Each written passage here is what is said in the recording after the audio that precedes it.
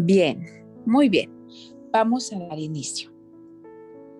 De nuevo, feliz inicio de semana, mis hermosas, que el Señor, que la paz de Él esté con cada una de ustedes. El Señor nos está permitiendo estrenar un día más y una semana más por su gracia y misericordia. Les comparto que una de las clases que estoy tomando en la universidad, que inicié, como ya todas saben, a propósito, gracias por sus oraciones. Una de esas clases es psicología anormal. Y la semana pasada tuve una clase tan preciosa y tan importante que me sentiría irresponsable y hasta cierto grado egoísta si no comparto esa información con ustedes, ya que es una información muy valiosa. Y hoy, como les digo, vamos a estar estudiando un poco de esa clase que yo recibí y espero en el Señor que bendiga sus vidas, así como lo hizo con la mía. Les pido que podamos desconectarnos de cualquier cosa que pueda robar nuestra atención, que nos pueda distraer, para que nosotros podamos recibir lo que el Señor tiene para nosotros. Amén, en esta mañana. Y solo para entender un poco el concepto, permítame explicarles qué es la psicología anormal. La psicología normal, amadas hermanas, es una rama de la psicología, que es cuando el psique del ser humano, o lo que nosotros conocemos como el alma, no se está comportando de la manera correcta. Es como si necesitara un reseteo. Y quiero llevarlas al origen de lo que ocasiona eso, o sea, que el alma no se esté comportando como debería. Y para eso vamos a iniciar con el concepto metanoia, que es una palabra derivada del griego que tiene que ver con cambio de mentalidad. La mayoría de los cristianos no hemos leído algunos textos bíblicos con el entendimiento con el que los vamos a estar viendo el día de hoy. Muy bien, empecemos. Todo comienza con el gran deseo de Dios de tener comunión con sus hijos, de tener una buena relación con el hombre. Pero como ya sabemos, en este precioso plan se interpuso el enemigo e hizo que el ser humano, nuestros antepasados Adán y Eva, cometieran un gran error. Y ese gran error podemos verlo en Génesis 3:6, que dice: y vio la mujer que el árbol era bueno para comer y que era agradable a los ojos. Eso fue lo primero que vio Eva. Y el árbol codiciable para alcanzar la sabiduría, y tomó de su fruto y comió y dio también a su marido, el cual comió así como ella. Esa fue la peor desgracia que le pudo suceder a la humanidad. Y desde ahí vienen todos los problemas que como seres humanos hemos experimentado y tristemente los seguiremos experimentando. Pero, amadas, cuando el hombre comete ese gran error, Dios establece un gran plan. Y el gran plan de Dios lo podemos ver en el verso 15 de Génesis, el cual nos dice: y pondré enemistad entre ti y la mujer, y entre tu simiente y la simiente suya. Esta te herirá en la cabeza y tú la herirás en el calcañar. ¿Qué quiere decir esto? Desde acá nos está anunciando: pondré enemistad entre ti y la mujer, o sea, le está hablando a la serpiente. Y entre tu simiente y la simiente suya, o sea, entre la simiente de la serpiente y la simiente de la mujer, hablando de Jesús.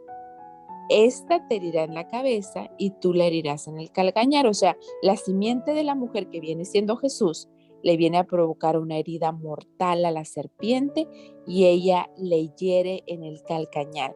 Esto tiene que ver con la venida de Jesús y con el gran plan de Dios. Amén. Voy a estar mostrando algunas imágenes, por lo que desafortunadamente se va a parar la alabanza por un momento.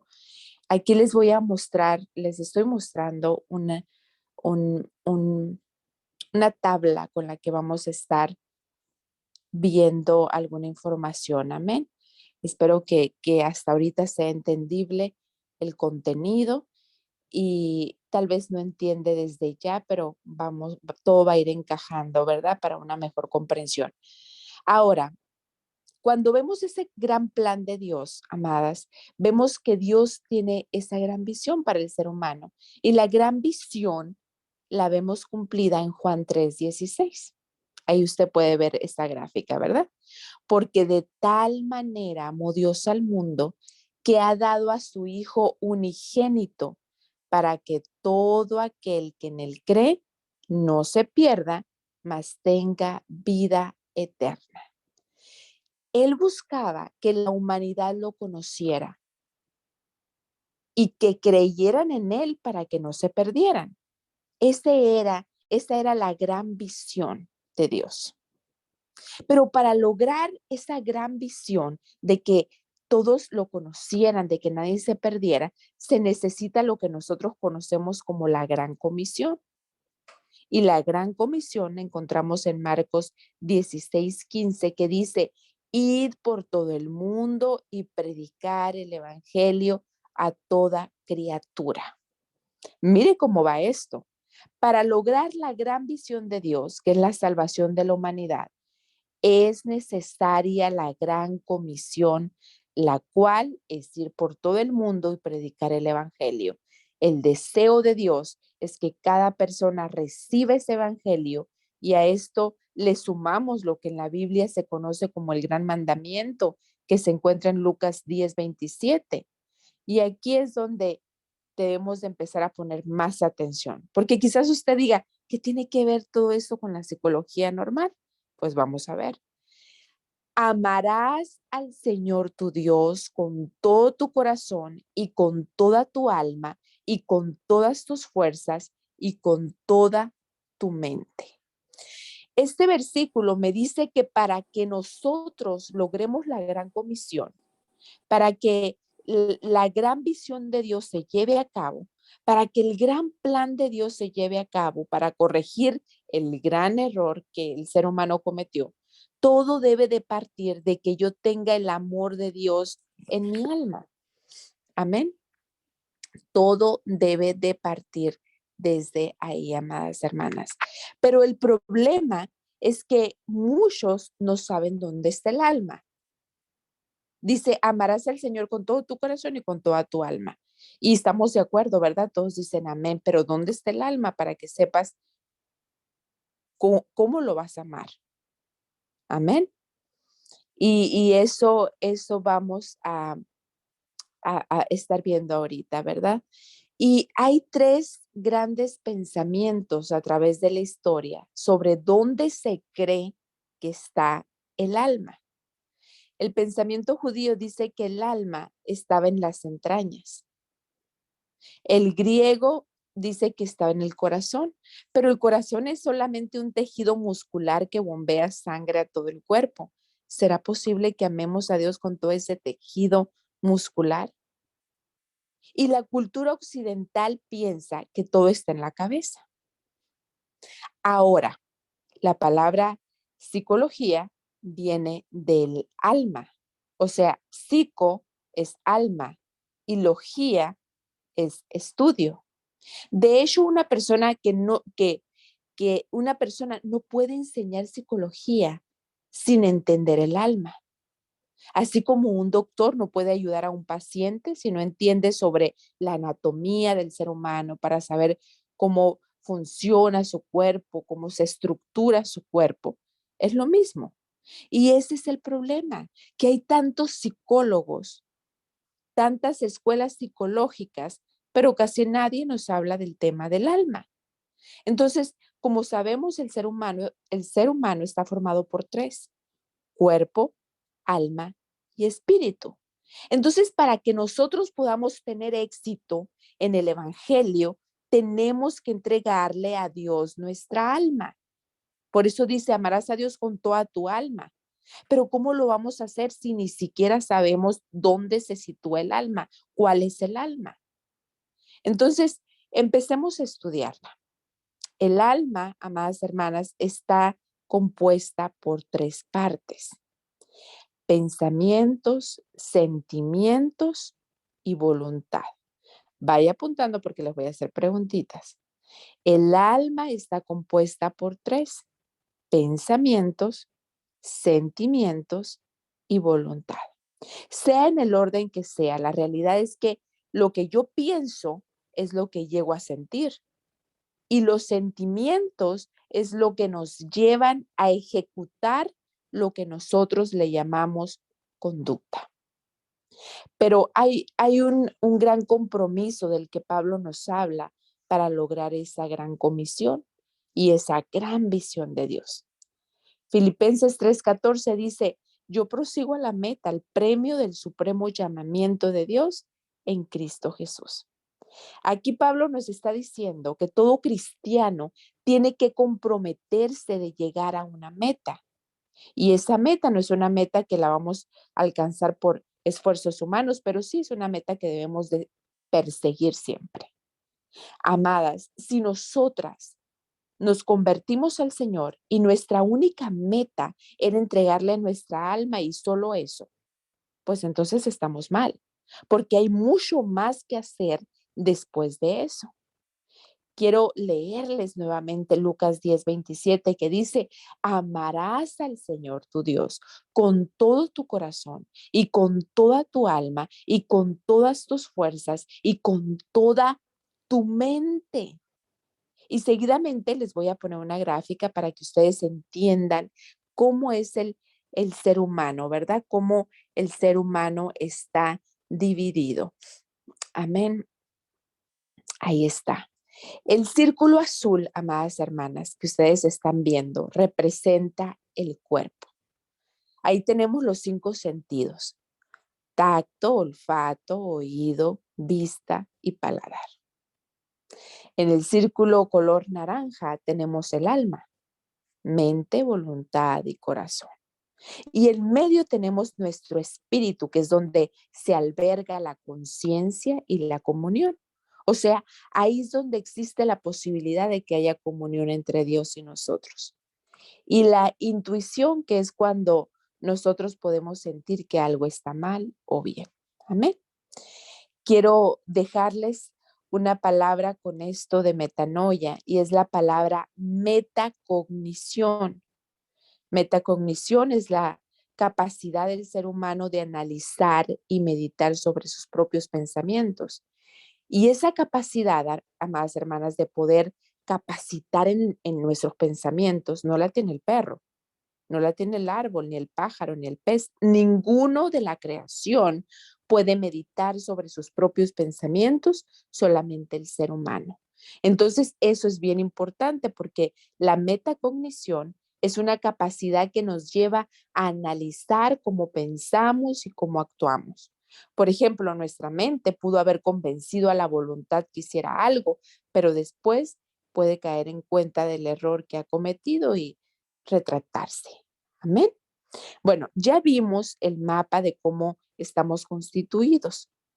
Ahora vamos a ver unos versículos que se encuentran en Lucas capítulo 3, verso 2 al 3. Y dice, y siendo sumo sacerdote Anás y Caifás, vino palabra de Dios a Juan, hijo de Zacarías, en el desierto. Y él fue por toda la región contigua al Jordán, predicando el bautismo del arrepentimiento para perdón de pecados. Ponga atención en esto, predicando el bautismo del arrepentimiento, o sea, predicando el bautismo de la metanoia, porque metanoia es arrepentimiento, es un cambio de mente donde tú dices, no, estoy mal. Ahora, nosotros los cristianos sabemos que lo que ese versículo significa es arrepentirse de sus pecados, o sea, ya no siga pecando. Y por un lado sí, pero va más allá. Continuamos con Lucas. Ahora vamos a ver los versos 4 y 5. Como está escrito en el libro de la palabra del profeta Isaías, que dice: voz el que clama en el desierto, preparad el camino del Señor, enderezad sus sendas.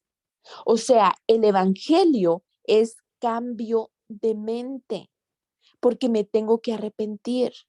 Pero, ¿dónde tengo que preparar el camino y enderezar sus sendas? Pues tengo que preparar el camino en mi mente.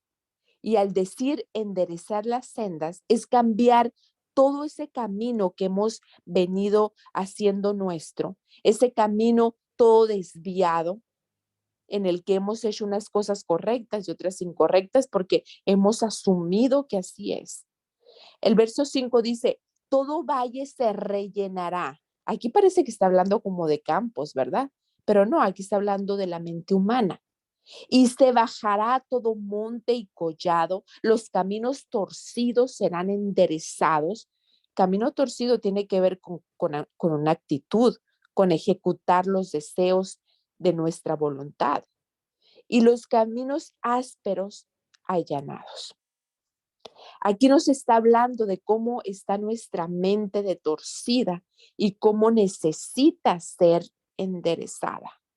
El verso 6 dice: y verá toda carne la salvación de Dios. O sea, amadas, lo que está dentro de nosotros va a ser revelado en la carne a través del comportamiento del ser humano. Y todos podrán ser testigos de ese cambio. Muchos van a decir: wow, esta persona era una loca y miren ahora qué cambio.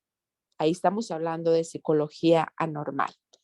Luego, el verso 7 dice: y decía a las multitudes que salían para ser bautizados por él: oh generación de víboras, ¿quién os enseñó a huir de la ira venidera?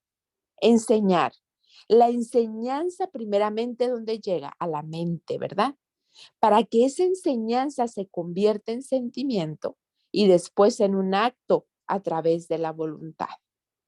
O sea, para que nosotros nos arrepintamos y podamos huir, ¿verdad? De la ira venidera, se nos tiene que enseñar y esa enseñanza tiene que llegar a la mente, ¿verdad? Y una vez que esté en la mente, se convierte en sentimiento y así vamos a cambiar nuestro proceder. El verso 8 dice: haced pues frutos dignos de arrepentimiento. O sea, cambien la mente al grado de que ya no piensen, de que ya no hagan cosas desordenadas.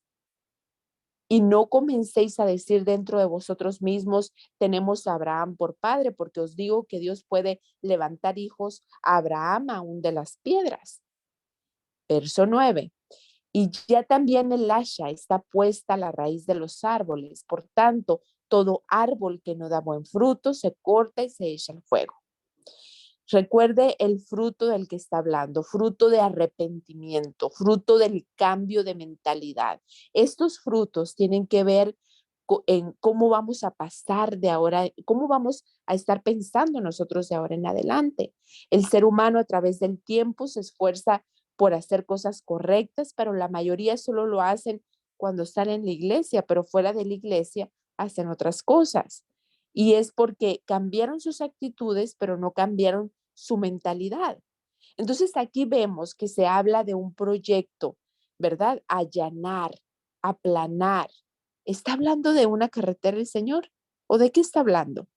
Está hablando de nuestra mente torcida, que hay altos y bajos que tienen que ajustarse. Ahora, vamos a ver un dato curioso que sin duda el Señor quiere enseñarnos. Él nos quiere enseñar algo a través de esto. La primera parte, amadas hermanas, que sale de nosotros en el momento que nacemos, ¿cuál es? No salen los pies, ¿verdad? No salen las manos. Lo primero que sale de nosotros es la cabeza. A través de nuestra cabeza es que rompemos matriz. Entonces, el plan de salvación de Dios comenzó en nuestra cabeza. ¿Por qué? Porque la cabeza es la primera que nace y la primera que se contamina aquí en la tierra. Porque si nosotros no contaminamos nuestra cabeza, no vamos a contaminar nuestro cuerpo. Por lo tanto, el campo de ataque número 1 de Satanás es nuestra cabeza. En la guerra espiritual, la parte más atacada es la cabeza, la mente, los pensamientos. Ese es el blanco del enemigo. Por eso Pablo nos describe esta realidad en Romanos 1, 26, 27, que dice, por esa razón Dios ha dejado que esa gente haga todo lo malo que quiera. Por ejemplo, entre ellos hay mujeres que no quieren tener relaciones sexuales con los hombres, sino que con otras mujeres. Entonces, ¿dónde es que radica esa malicia? Eso de que les dé por ese lado torcido. El verso 27 dice, y también hay hombres que se comportan de la misma manera, pues no volvieron a tener relaciones sexuales con sus mujeres, sino que se dejaron dominar por sus deseos de tener relaciones con otros hombres. De este modo hicieron cosas vergonzosas los unos con los otros y ahora sufren en carne propia el castigo que buscaron. Fíjese, lo que comenzó en la mente, ahora lo sufren en carne propia. Verso 28. Como no han querido tener en cuenta a Dios, Dios los ha dejado hacer todo lo malo que su mente inútil los lleve a hacer. Miren qué tremendo. O sea, la clave para entender el evangelio está en entender la mente. Y los psicólogos se le adelantaron a los pastores. Los psicólogos se le adelantaron a los cristianos, pero nos dieron una versión muy torcida de la psicología, porque ellos no partieron desde el principio de que el alma es algo elaborado por los dedos de Dios. El verso 29 dice, son gente injusta, malvada y codiciosa, son envidiosos, asesinos, peleadores, tramposos y chismosos. Y todo eso dice Pablo que está en la mente, en esa mente inútil. Verso 30 dice, hablan mal de los demás, odian a Dios, son insolentes y orgullosos y se creen muy importantes. Siempre están inventando nuevas maneras de hacer el mal y no obedecen a sus padres. Tremendo, ¿verdad? Todo lo que está pasando. Y amadas, tristemente hay videos donde hablan aún de que la pornografía es buena y que es parte normal. Y eso, amadas hermanas, se está impartiendo en algunas escuelas. ¿Hasta dónde vamos a llegar con esta mentalidad tan torcida de la sociedad que tenemos ahora? Y el verso 31 y 32 dice, no quieren entender la verdad, ni se puede confiar en ellos, no aman a nadie, ni se compadecen de nadie. Dios ya lo ha dicho y ellos lo saben, que quienes hacen esto merecen la muerte. Y a pesar de eso, no solo lo siguen haciendo, sino que felicitan a quienes también lo hacen. Esta es una psicología torcida, lo que se nos está mostrando aquí. Entonces, ¿se ha dado cuenta usted que entre el hombre y la mujer es muy atacada en la cabeza? Somos nosotros las que tendemos más a pensar que somos feas, que tenemos un defecto en nuestros cuerpos, porque el enemigo la trae contra la mujer. Todos los días la serpiente le continúa hablando ¿a quién? A la mujer. El objetivo es que la mujer se desenfoque. Uno de los peores castigos que le dieron a Jesús, amadas hermanas, fue meterle una gran cantidad de espinas en la piel de su cabeza, pensando que Jesús cambiaría su postura mental de no morir en la cruz. Y por eso Pablo dice en Romanos 14:5, cada uno esté plenamente convencido en su propia mente. Tenemos cientos de cristianos en las iglesias que no están plenamente convencidos en su propia mente, porque por eso es que nosotros los estamos viendo con tantos conflictos. Todo está en la mente, amadas. Por ejemplo, el adulterio comienza con imágenes en la mente. La traición, el me rindo, el no lo voy a lograr, el voy a fracasar, el suicídate, no sirves, deja a tu familia, consíguete a otra. Todo comienza con imágenes. Juan 8:32 dice, conoceréis la verdad y la verdad os hará libres. Aquí dice que la verdad es la que nos va a hacer libres, pero ¿dónde es que debemos de instalar esa verdad? Aquí dice, conoceréis la verdad. O sea que si yo no instalo esa verdad de Dios en el conocimiento de mi mente, entonces no voy a ser libre. Por ejemplo, cuando los jóvenes entran a una edad de entender el pecado, Satanás les envía comandos de demonios que los atormenten, ¿verdad? En su mente con pensamientos contrarios a la voluntad de Dios.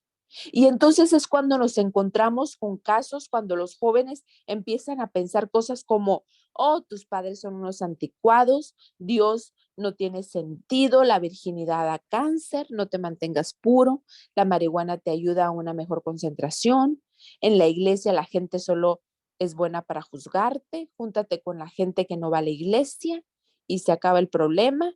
La iglesia es aburrida, revélate a las autoridades, la santidad es para los viejos. Desde jóvenes, el diablo empieza a arruinarles su psicología para que sean personas anormales cuando crezcan. Y después de los 12 años, los jóvenes tomarán decisiones que definirán sus destinos. Entonces, amadas, es urgente que le entreguemos nuestras cabezas, nuestras mentes a Dios, porque solo la Biblia puede entrenar correctamente mi cabeza, solo la oración puede entrenar mi corazón. La universidad no va a entrenar las cabezas. La universidad les va a dar conocimiento, pero cada quien va a usar ese conocimiento para bien o para mal, basado en cómo Dios ha conquistado sus mentes. En la mente se dan las ideas creativas, se resuelven grandes problemas. Es algo de lo más útil que Dios nos ha dado, pero usado por el diablo se puede convertir en nuestra peor debilidad. Recuerden que nuestra voluntad es lo más poderoso, es lo más precioso, pero también es lo más peligroso que podamos tener.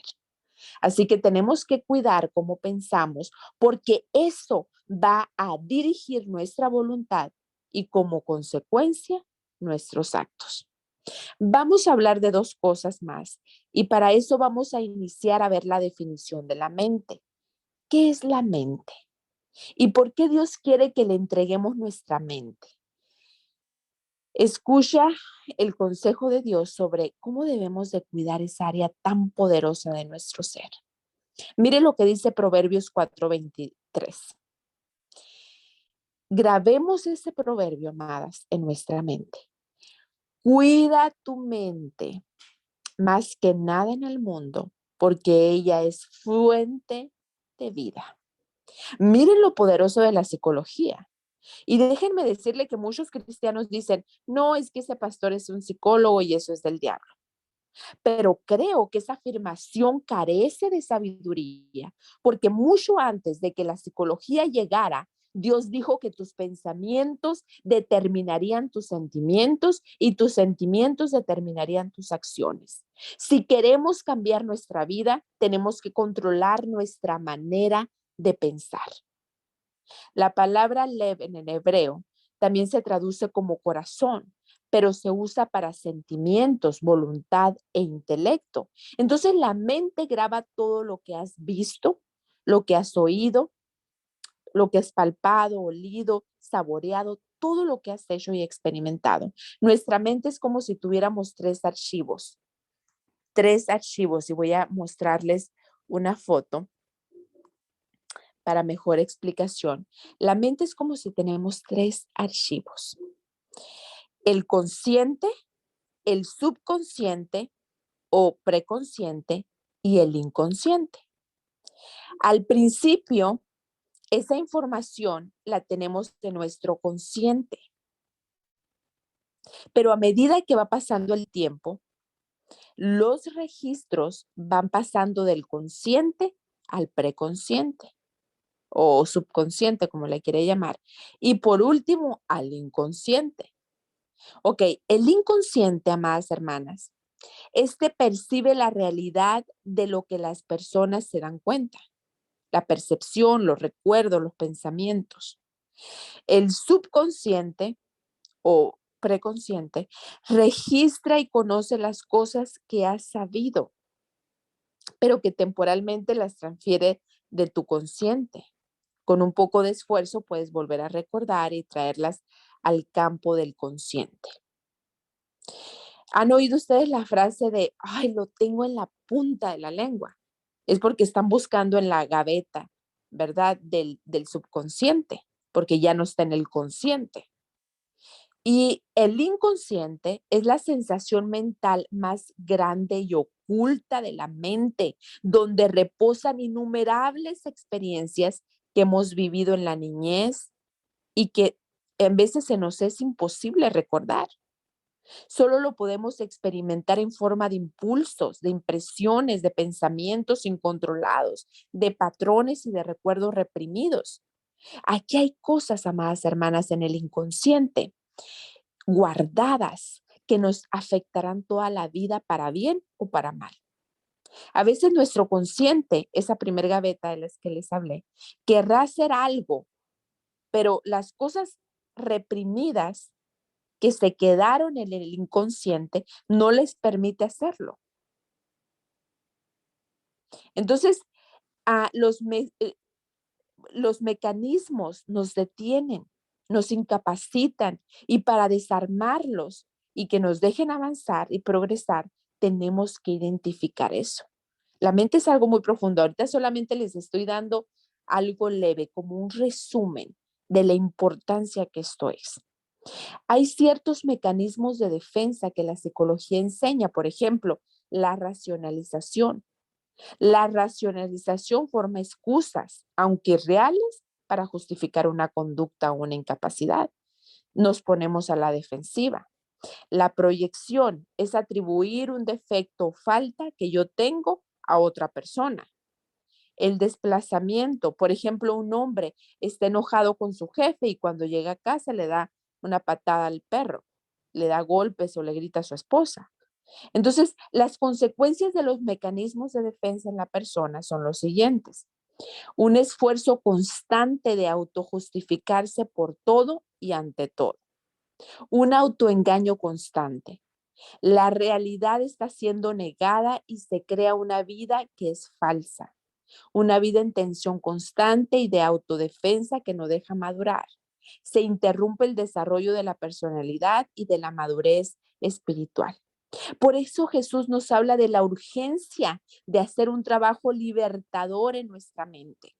Marcos 1, 14, 15 dice, después que Juan fue encarcelado, Jesús vino a Galilea predicando el evangelio del reino de Dios, diciendo, el tiempo se ha cumplido y el reino de Dios se ha acercado. Arrepentíos y creed en el evangelio.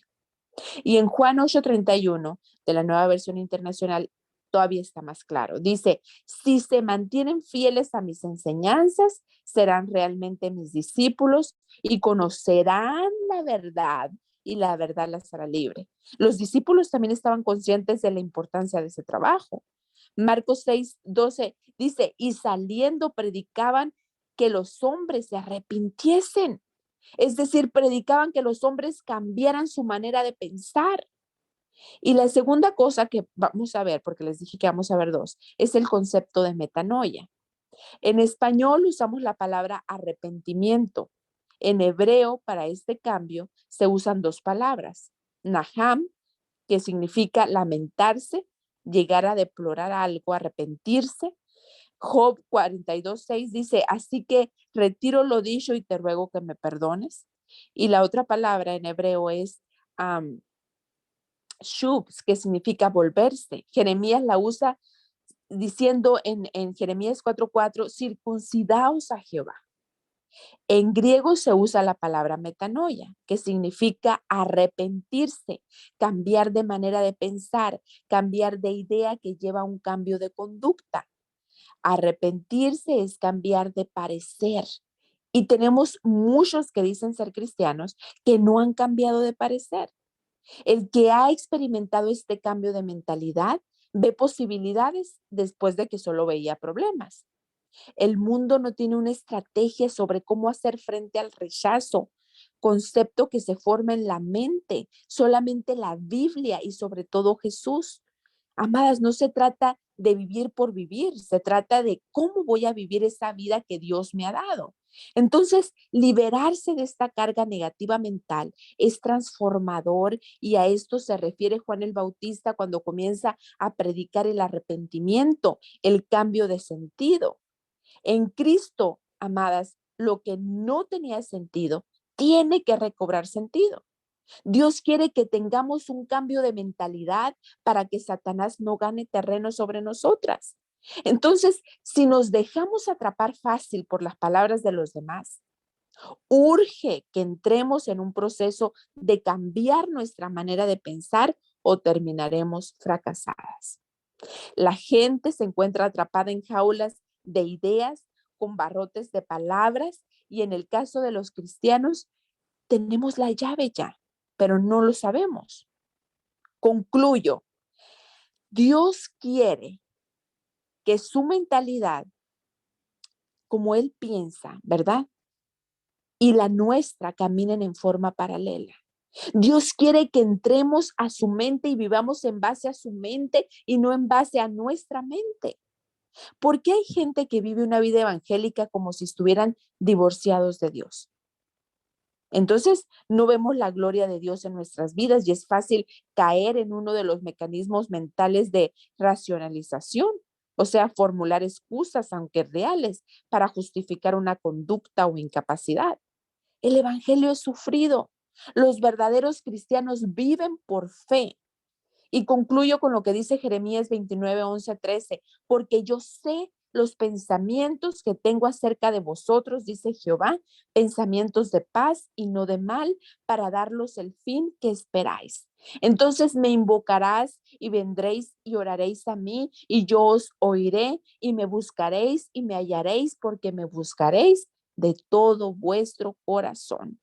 Y el Salmo 139, 17 nos habla sobre los pensamientos de Dios. Cuán preciosos me son, oh Dios, tus pensamientos, cuán grande es la suma de ellos. Los pensamientos de Dios son preciosos, es decir, tiene un precio muy alto. Además son muchos. La palabra dice que debemos de tener la mente como la mente de Cristo, con muchos pensamientos valiosos. Y Salmo 139, 18 culmina con la gran promesa. Si los enumero, se multiplicarán más que la arena. Despierto y aún estoy contigo. Entonces, mientras no transformemos nuestra mente, no podemos ver la grandeza que Dios tiene para nosotros. Jesús es más que solo salvación, es un paquete completo, restaura la paternidad de Dios sobre nosotros. Y cierro con el versículo 1 de Corintios 13, 11. Cuando yo era niño, hablaba como niño, pensaba como niño, razonaba como niño, pero cuando llegué a ser hombre, dejé las cosas de niño. Lo que nos hace hombres no es la edad, es nuestro comportamiento, nuestro nivel de madurez mental, porque hay gente vieja que son peores que niños. Dios multiplica lo que pensamos, por eso debemos de pensar cosas buenas. La mejor cosa que podemos hacer para aumentar nuestro nivel de confianza es empezar a creer lo que Dios dice de nosotros. Amadas hermanas, la mente, como les estaba diciendo, es muy poderosa. Es muy poderosa. Eso te puede llevar a alcanzar el éxito o alcanzar el fracaso de repente. Se dice, voy a cerrar con una breve anécdota del cuadro de Santa Cena que pintó Da Vinci, ahí se los estoy presentando. Y dice que cuando él iba a presentar eso, ya tenía todos los personajes pintos, pero le faltaba dibujar a Judas. Y él estaba pensando, ¿dónde voy a encontrar? Porque tiene que ser un hombre que se vea malvado, que se vea cruel. Y dice que visitó muchas cárceles, muchas celdas, ¿verdad? De hombres muy malos y que él los estaba entrevistando, se dice, ¿verdad? Esta anécdota, y que él empezó a entrevistarlos y ver y les presentaba y decía, no, este no califica, tiene que ser alguien que se le vea a tiranía, que se vea malvado. Y empezó a buscar y dicen que allá en un lugar lejos que lo llevaron a visitar una celda, una prisión, vio a un hombre que se le veía tanto odio, tan, tanto negativo en él que reflejaba, que dijo, este está perfecto para que represente a Judas. Y habló con él estuvo de acuerdo este hombre de que lo pintara. Y cuando lo estaba pintando, él le dijo, el hombre le dijo a Da Vinci, fíjate qué ironía, ¿verdad? Le dijo, yo ya te conocí a ti, porque tú ya me habías pedido que yo fuera tu modelo para pintarme, pero tú me pintaste como Jesucristo hace años y ahora me estás pidiendo que yo sea el modelo para Judas. Dice que él se quedó sorprendido, porque ¿cómo es posible que él calificó en un tiempo para representar a Jesús, alguien manso, humilde, lleno de amor, de bondad, y ahora todo lo opuesto? Porque este hombre cayó en celdas espirituales terribles que lo transportaron de un extremo al otro. Y todo, amadas hermanas, es por nuestra mente. ¿A dónde nos puede transportar nuestra manera de pensar? Esto es tremendo. Así que nosotros estamos ahorita aquí y Dios nos libre ser un instrumento del enemigo más después. Cuidemos nuestra manera de pensar, porque de eso va a depender cómo nosotros empecemos a vivir el evangelio. Amén. Espero que esta palabra haya bendecido sus vidas, haya quedado clara. Si tienen más preguntas al respecto, si en alguna parte no quedó clara, siéntase libre de contactarme y vamos a ver esos puntos en privado. Amén. Por hoy, eso es todo. Voy a cerrar porque nos pasamos